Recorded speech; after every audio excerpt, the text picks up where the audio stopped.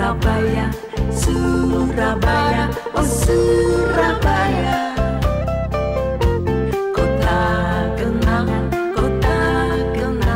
takkan terlupa. Berkunjung ke Surabaya tidak lengkap tanpa berburu kuliner. Salah satunya di tempat ini, kedai es krim Zang Randi. Berlokasi di jantung kota Surabaya, berhadapan dengan alun-alun kota, kedai es krim ini menjual kuliner wajib karena sudah sangat legendaris sejak 1930.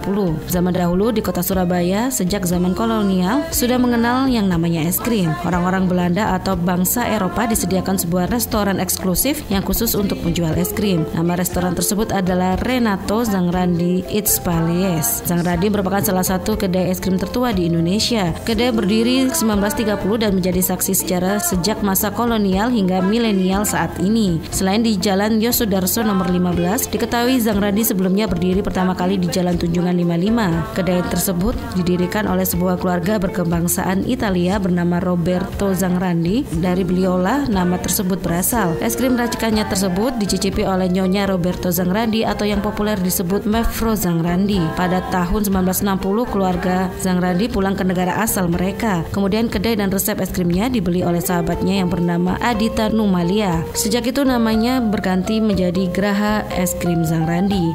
Simon Christian, manajer VNB Zang Randi, menyampaikan sejak pertama berdiri Zang Randi mempertahankan resep aslinya. Bahan-bahan yang digunakan pun alami dan tanpa pengawet. Inilah yang menjadi daya tarik tersendiri karena bercita rasa zaman dahulu tetapi tetap lezat dan dapat dinikmati dari generasi ke generasi. Zang Randi sendiri kan memang terkenalnya lebih ke arah ini ya, es krim jadul karena mulai 1930.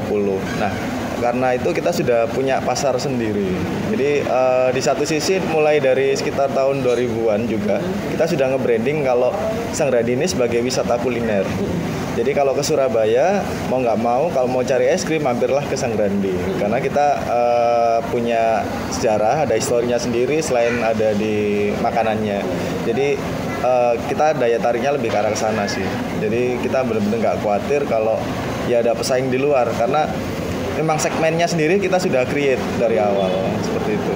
Kalau untuk rasa karena memang kita es krim klasik, jadi memang resep kan selalu turun-temurun dari dulu. Jadi kita nggak ubah, kita ubahnya hanya di presentasi aja. Jadi biasanya untuk setiap momen tertentu seperti tahun baru, Natal, atau Imlek kita ciptakan menu special of the month. Jadi menu khusus untuk menyambut tema di hari besar itu ada hari besar apa bulan tersebut seperti itu. Di tengah munculnya berbagai macam produk es krim hingga kedai kekinian yang menawarkan cita rasa es krim dalam beragam rasa, kedai Zang Randi juga nyatanya terus bertahan dan menjadi jujukan turis asing maupun lokal. Simon mengatakan pihaknya tak perlu khawatir dengan banyaknya kedai es krim kekinian sebab selain memiliki segmentasi tersendiri, juga menjadi pionir es krim di Surabaya hingga selalu dicari orang. Karena gini, di satu sisi juga selain kita punya segmen sendiri, kita juga masuknya sih di secara harga, pricingnya juga beda. Kalau yang untuk yang sekarang sedang viral, franchise mix itu kan memang dia jualnya ke arah lebih murah aja sih. Kalau kita kan memang untuk harga di satu sisi memang terbilang cukup lumayan karena untuk satu skupnya aja 33.000. Sedangkan kalau di yang brand lain satu kon aja cuma 8.000-an. Nah, tapi yang kita tawarkan di satu sisi adalah pengalamannya karena satu kita sediakan servis untuk karyawan sendiri, kita juga sudah ada SOP-nya. Jadi customer datang itu nggak cuma nikmatin es krim tapi suasananya juga dapat, lalu untuk pelayanannya juga dapat.